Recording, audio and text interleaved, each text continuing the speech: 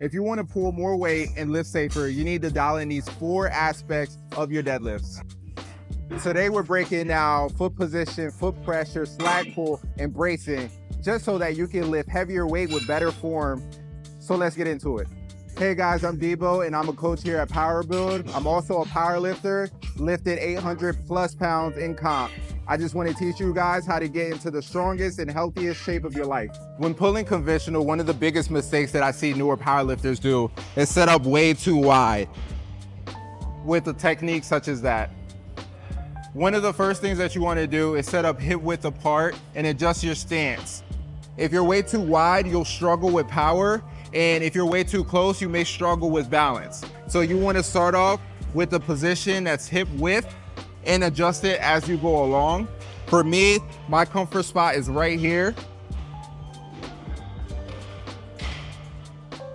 Typically, lifters that are over 220 pounds, they benefit from being a little bit outside of hip width apart. Ones that are a little bit fair in weight benefit from being closer in stance. 220, you may want to be just slightly outside as you're finding your sweet spot.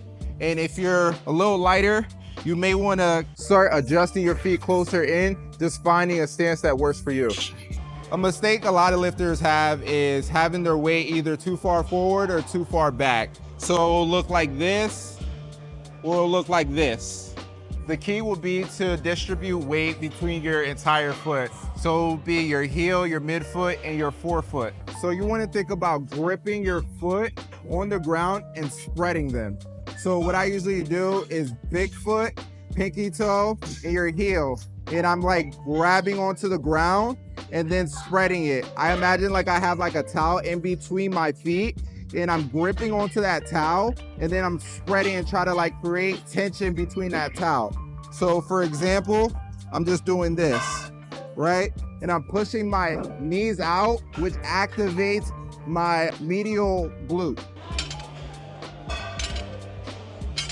I find a lot of newer athletes nervous about moving heavier weights, or they want to be so explosive that they don't think about a slack pull. So what slack is literally the bar meeting the top of the plate. And literally what you want to do is lift lightly so it does that right before you commence to lift. A goal within your setup is to create tension within your whole body as you're pulling your slack. So bring your lats and engaging everything and also bracing. Pulling slack and engaging your lats puts you in position to create a smooth, powerful lift. Since this weight is a little light, it kind of looks like I'm moving the weight, but literally I'm moving it lightly, engaging my lats, and driving. The incorrect way would look like this, where you're literally trying to be explosive, fighting the bar against the plates the whole time, instead of just worrying about your cues. A lot of you guys probably seen me deadlift with a suit with no belt, or even pull something heavier to my maximal weight with no belt. You want to make sure that you're bracing efficiently.